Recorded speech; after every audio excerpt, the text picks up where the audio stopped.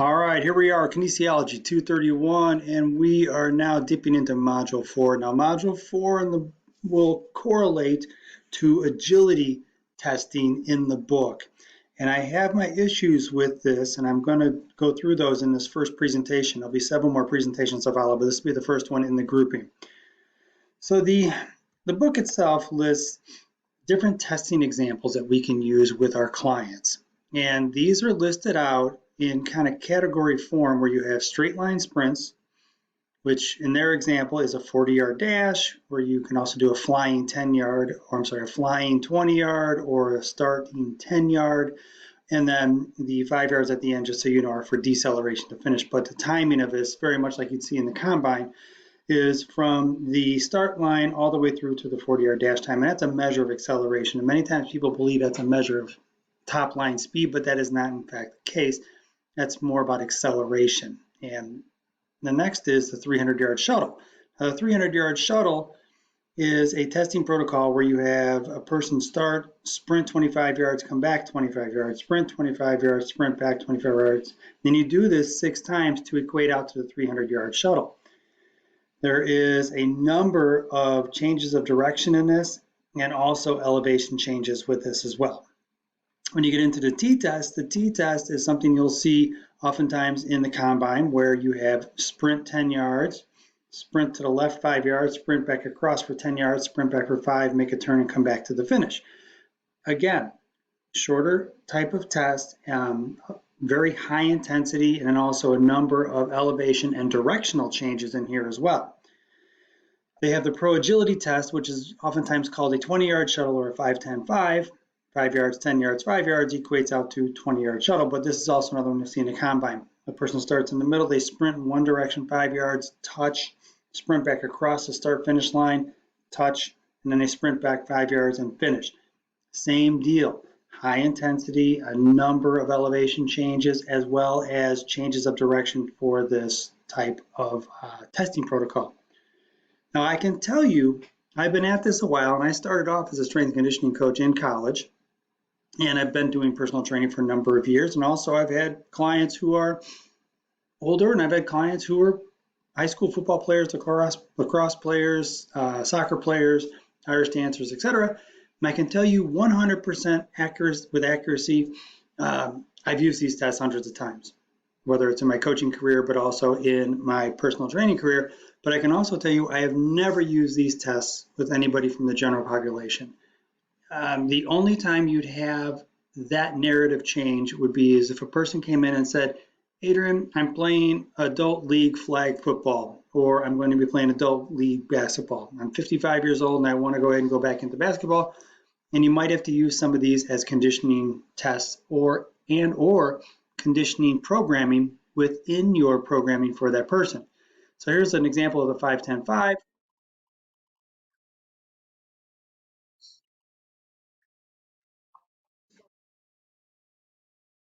And just in that short little example, you can see the elevation changes and the changes of direction to be able to get down and touch the ground to make this a valid test, right? Because the person has to sprint, touch, sprint across the drill, drop down, and then touch with the opposite hand. So this drill requires people who might be 50 years old and sit all day at work to have these elevation changes, and they just might not be mobile enough. Now, if you look at a 300-yard shuttle, I'm not going to run the whole thing. Here's our start. He sprints his 25 yards, elevation change, decelerates, elevation change, touch, accelerate, deceleration change, touch. And you get the idea. Same concept. There's a number of different changes of elevation and also a number of different changes of acceleration and deceleration in those drills. And you can just imagine trying to take somebody through those drills who is deconditioned. To me, it's not logical. So you really have to understand the ability of your client to really understand what type of testing protocol you'd like to do, right? And I tend to categorize people into this bell curve of wellness. You know, you have a general distribution of people that you'll come across in life, but also a general distribution of people you'll come across in the fitness center. Now, when you get into different environments, this changes a little bit. But in general, most of the people you're going to come across are right around in here. One standard deviation to the right, or left. And then when you get out here, like the folks you're going to see in the NFL draft, where they went through the combine, they're way out here. They're outliers. Other people who might be way out here to the left are on the prehab rehab side, who are outliers, cardiac rehab, people who just had a hip replacement, folks who just has other types of surgery. So, you can start to categorize your people when they come in and be able to put them in different buckets and realize what the demands are for each. So let's take a look at this. We know if we break this out, you're going to have roughly 1/10 of the population is way out to the left, 1/10 is way out to the right. And when you evaluate where your people are, you kind of have to evaluate where they are and where they want to progress. So on that curve, some people come in and say, I just had a hip replacement, but I want to run a half marathon. So that's going to dictate your training methodology, where they currently sit and where they'd like to be. And then you have to look at this and go, okay, across that continuum, with each one of those, what is an appropriate evaluation tool for the client?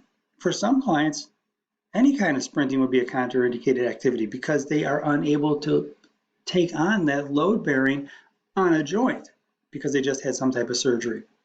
Now, if we look at this, we kind of get into more about exercise being prehab, rehab, and it can be very sport specific as well.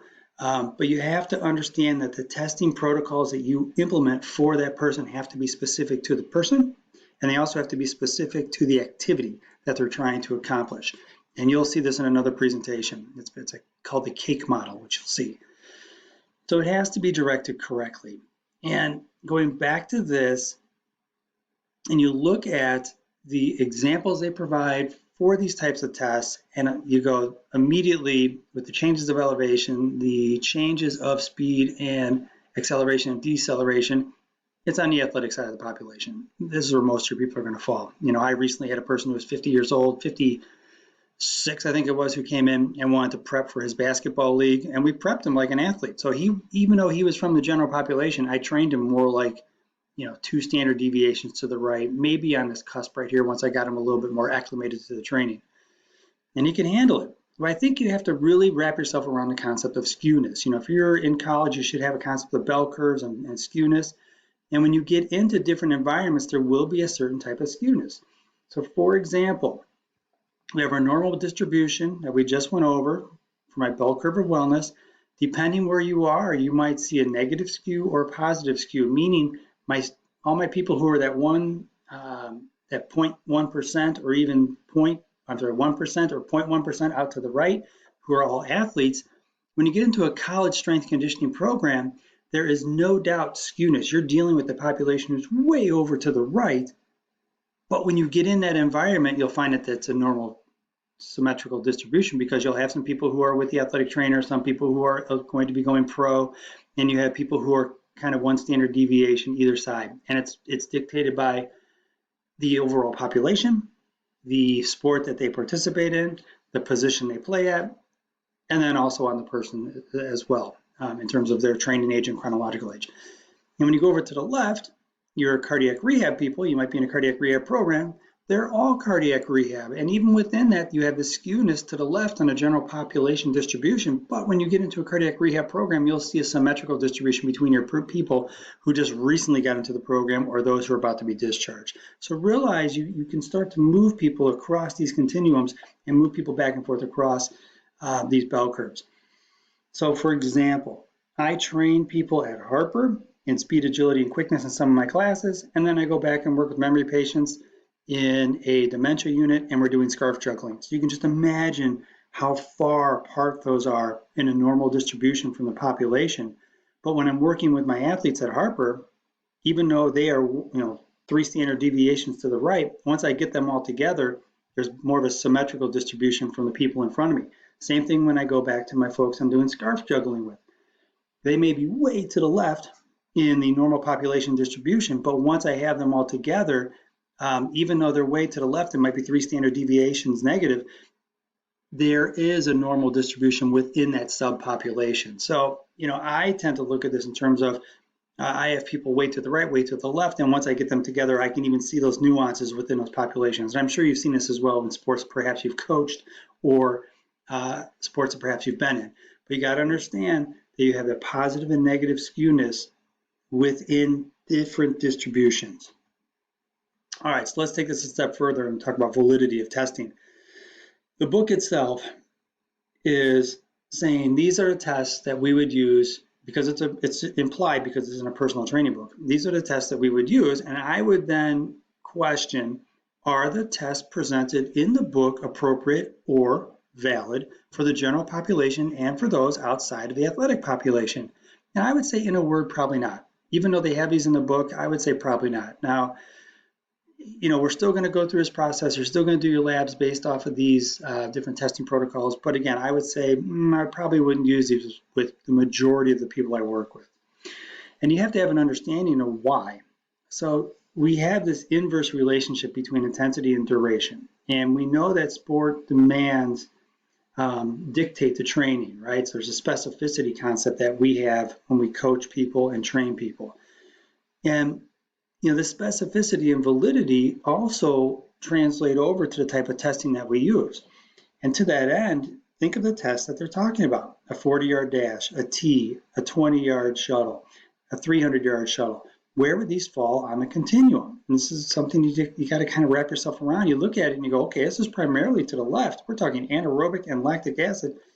Most of the people that you're dealing with, they sit all day and they can't even move for an hour without being incredibly sore the next day, and you're going to have them do a 300-yard shuttle. To me, it's counterintuitive. So let's take this a step further. You have to look at it and go, all right, what is a valid test? Is it valid to have your 10,000 meter runner test out on power cleans? And conversely, is it valid to have one of your throwers test out in the 10K for time? Never, ever is that a valid test because it's not specific to their training. And I would then look at this and say, we know these sport activities, they fall in a continuum I just presented, but most activities of daily living do not. And I would be very hesitant to take my client through some of the testing protocols that are outlined in the book, just for the simple fact that you have to and would have to go through a prep phase, a learning curve for those individuals to even have an understanding of what it's like to be athletic, once again, let alone trying to perform very athletic movements or tests in an environment that is unfamiliar to them. So to that end, guys, I'm going to march through the content in this book. We're going to go ahead and learn a ton on this stuff, and it's kind of a passion place for me, so hopefully you'll be able to glean a lot from it. But I will tell you, you got to understand that these are some of the tests that I would not do with my normal client. All right, guys, I will then sign off. Look for more presentations. Thanks.